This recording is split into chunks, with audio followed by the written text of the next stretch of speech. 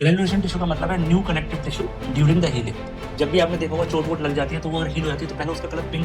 Last step होता है fibrosis. Fibrosis is the end result of chronic inflammation. और अगर ये जनरलाइज यानी टोटल पूरी बॉडी पे स्वेलिंग आ जाए, कुछ कंडीशन ऐसी हो जाती है, कोई ऐसा इन्फेक्शन हो जाए पूरी बॉडी में स्वेलिंग आ जाए, तो उसको बोलते हैं स्वेलिंग। कब आती है? जब हेड में ट्रॉमा, हेड में चोट लग जाए या स्ट्रोक हो जाए।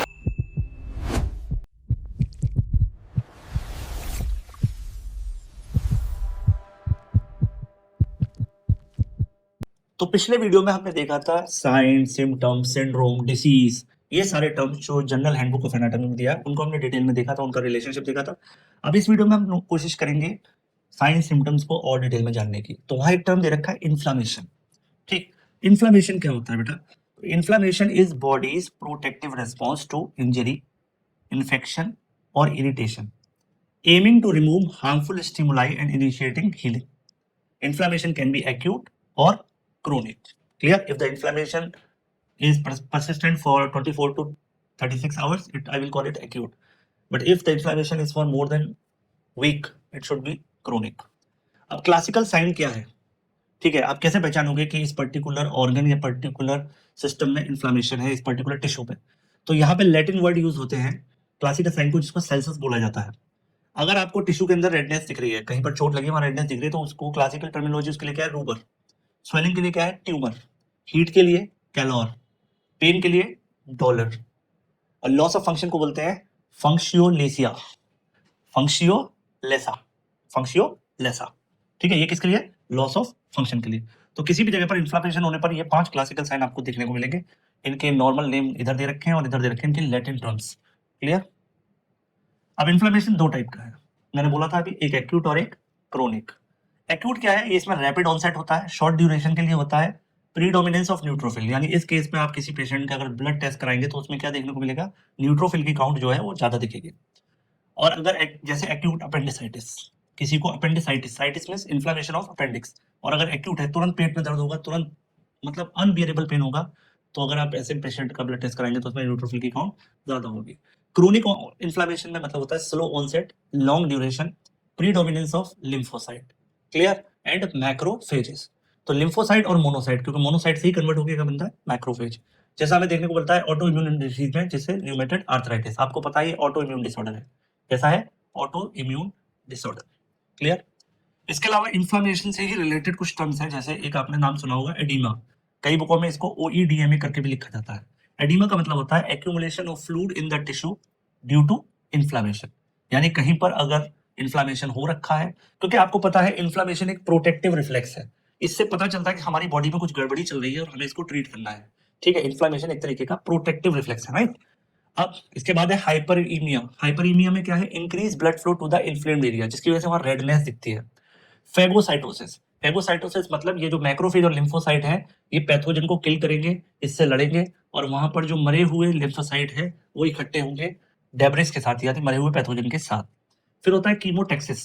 कीमोटेक्सिस का मतलब होता है movement of inflammatory cell towards the site of injury. Inflammatory cell कौन से? लिम्फोसाइट और मैक्रोफेज। इसमें स्पेशली कौन कौन से? न्यूट्रोफिल और मोनोसाइट, जो कीमोटेक्सिस शो करते हैं।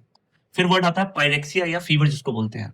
अब कहीं पर भी इन्फ्लामेशन होगा तो ओवरऑल सिस्टम भी उसके लिए, पूरी बॉडी उसके लिए एक रिस्पॉन्स दिखाती है इन्फ्लामेशन के लिए, उसको बोलते हैं फीवर या पायरेक्सिया। तो कहीं पर बॉडी में इंटरनली अगर इन्फ्लामेशन आ रखा है तो हो सकता है पेशेंट को फीवर भी आए। Granulation tissue. ग्रेन्युलेशन टिश्यू का मतलब है new connective tissue during the healing. जब भी आपने देखा होगा चोट वोट लग जाती है तो वो अगर हील हो जाती है तो पहले उसका कलर पिंक होता है, फिर उसका थोड़ा व्हाइट व्हाइट सा कलर हो जाता है, जिससे हमें लगता है कई बार ये होता है इस पे पस पड़ गया। नहीं, वो है ग्रेन्युलेशन टिश्यू। बर्न ज्यादा सीवियर बर्न हो जाता है उस केस में आपको साफ साफ दिखेगा पहले रेडनेस, फिर व्हाइट व्हाइट सा, तो उसको साफ नहीं करना है। वो इस बात का सबूत है कि वुंड जो है आपका हील हो रहा है। फिर बाद में लास्ट स्टेप होता है fibrosis. Fibrosis is the end result of chronic inflammation. बहुत ज्यादा इन्फ्लेमेशन हो जाए किसी एरिया में तो फिर मान लीजिए जॉइंट में बहुत इन्फ्लेमेशन, किसी किसी के शोल्डर, फ्रोजन शोल्डर में हो जाता है ना? पेशेंट धीरे धीरे इसको यूज करना बंद कर देता है दर्द की वजह से, धीरे धीरे वहाँ फाइब्रस टिश्यू इकट्ठा होना शुरू हो जाता है और वो मूवमेंट इसका कम होता चला जाएगा। ठीक है, फाइब्रोसिस या स्कारिंग की वजह से क्या होता है? क्रोनिक इन्फ्लेमेशन का ये एंड रिजल्ट है, अगर उसका ट्रीटमेंट ना हो तो। अब हम देखेंगे, जो हमने अभी एक वर्ड देखा एडिमा या एडिमा, ये 14th नंबर पे दे रखा है आपके जनरल हैंडबुक में, इसीलिए मैंने उसको रिलेशन किसके साथ रखा? इन्फ्लेमेशन के साथ, जिससे वो टर्म आपको याद रहे। excess accumulation of fluid in the interstitial tissue space और body cavity। अब ये जो एडिमा है इसमें होता क्या है? फ्लूइड एक्यूमुलेट हो जाता है सेल्स के दो सेल्स के बीच के स्पेस, जिसको इंटरस्टिशियल स्पेस बोलते हैं, ठीक है। अब ये लोकलाइज भी हो सकता है और जनरलाइज भी हो सकता है।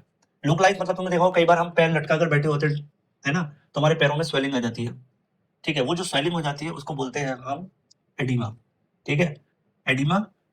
और अगर ये जनरलाइज है, यानी टोटल पूरी बॉडी पे स्वेलिंग आ जाए, कुछ कंडीशन ऐसी हो जाती है, कोई ऐसा इन्फेक्शन हो जाए पूरी बॉडी में स्वेलिंग आ जाए, तो उसको बोलते हैं एनासार्का। क्या बोलते हैं? एनासार्का। यानी कंप्लीट बॉडी में अगर स्वेलिंग आ जाए तो उसको बोलेंगे एनासार्का। अच्छा, ये दो टाइप की होती है छूने पर, पिटिंग और नॉन पिटिंग। यानी अगर उसको आप प्रेस कर रहे हो और वो वहीं की वहीं दब जाए प्रेशर टेस्ट से, तो वो पिटिंग टाइप है, और उसको दबाने पर वो दबे ना ठोस है, तो वो कैसी है? Non pitting. It may be result due to increased hydrostatic pressure, decrease oncotic pressure, lymphatic obstruction और इन्फ्लेमेशन। क्लियर? इसके ये कई सारे रीजन हो सकते हैं। ये hydrostatic pressure, oncotic pressure, lymph obstruction, ये सब जनरली डिफेक्ट होते हैं प्रोटीन के। ऐसे पेशेंटों में डॉक्टर जनरली पेशेंट से पूछते हैं उसका टेस्ट कराने के लिए, और उसमें उसकी डाइट में प्रोटीन का मेन रोल होता है, हमारे ब्लड प्रोटीन्स का। इसमें आपने याद होगा ब्लड में एक प्रोटीन होती है एल्बुमिन, जो ब्लड कोलेडल ऑस्मोटिक प्रेशर को मेंटेन करती है, ठीक है। उसके साथ एक प्रोटीन होती है ग्लोबुलिन, और एजी रेशियो निकालते हैं हम और डिटेल में आगे पढ़ेंगे। तो एजी रेशियो निकालने से हमारे एडिमा का बहुत बड़ा रिलेशन है, वो हमें आगे समझ में आएगा। अभी के लिए आप बस इतना समझिए, accumulation of fluid called interstitial space और body cavities is called oedema. Example में बात करूं, swelling of legs in heart failure, ये इसका साइन है, ठीक है। ये इसका साइन है, अगर पेशेंट के अंदर ये बार बार हो रहा है तो ये एक तरीके का साइन है कि उसको फ्यूचर में हार्ट फेलियर हो सकता है।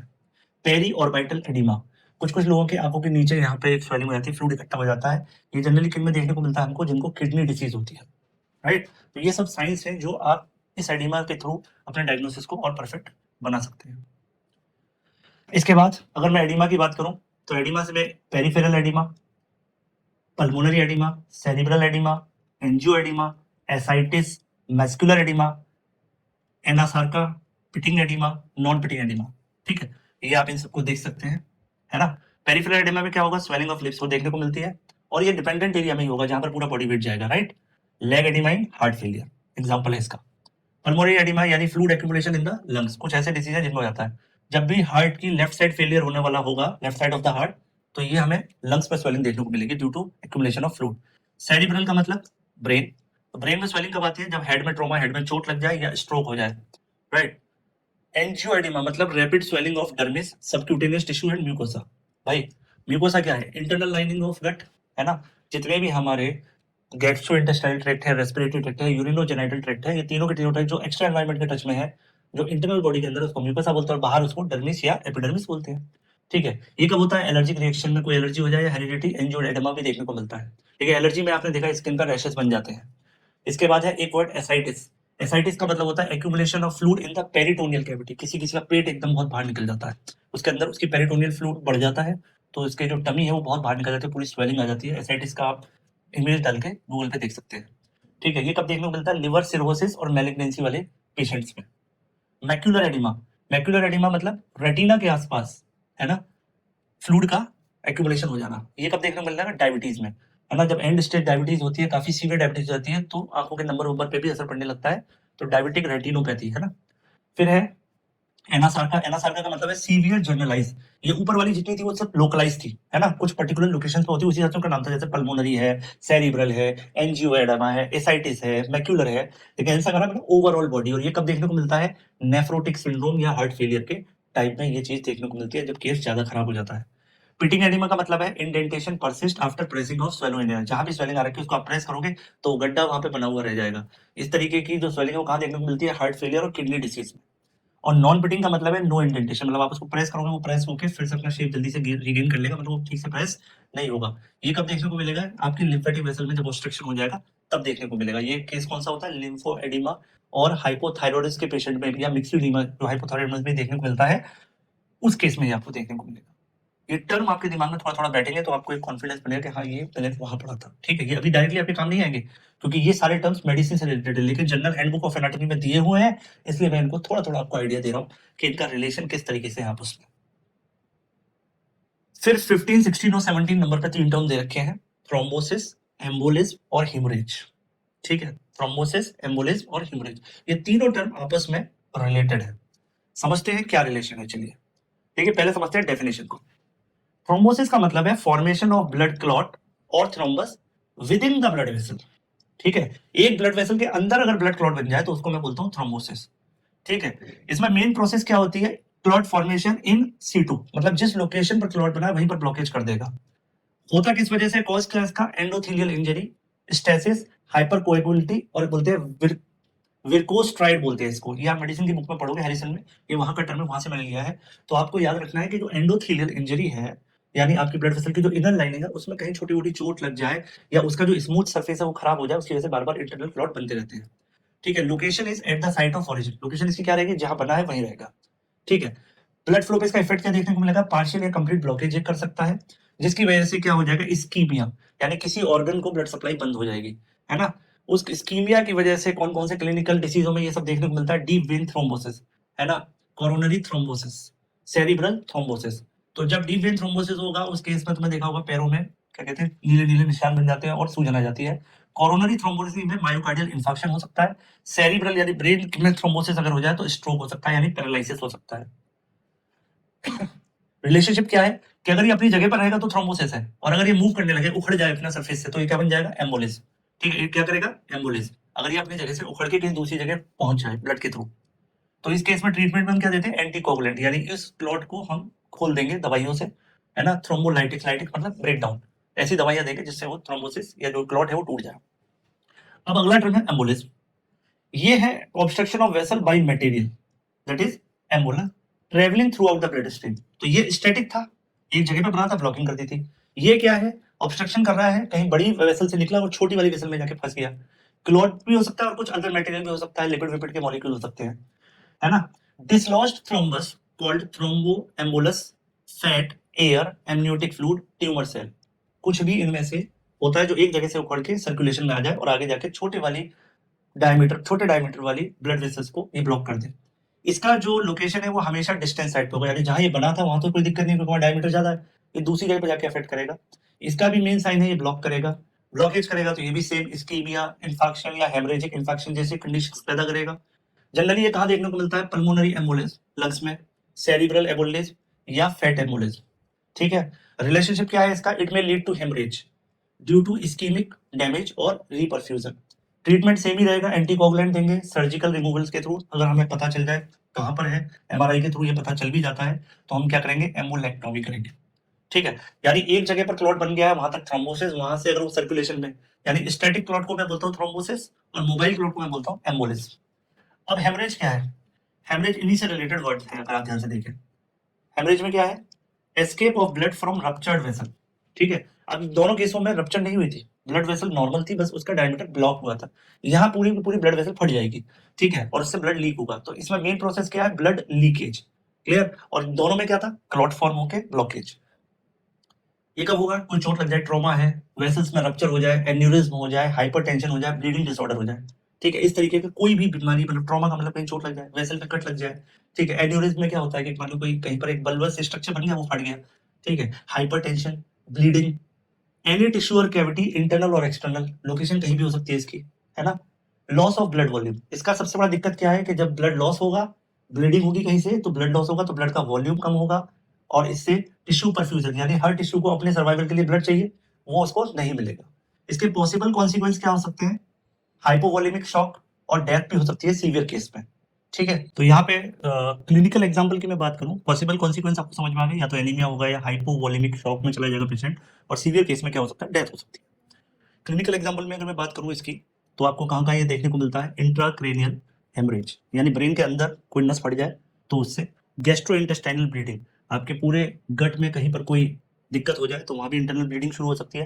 पोस्टपार्टम हेमरेज, यानी बच्चा पैदा होने के बाद जो लेडी है आफ्टर डिलीवरी, उसकी ब्लीडिंग भी कई बार यूट्रस से इतनी ज्यादा होती है कि वो भी एक कॉज हो सकता है।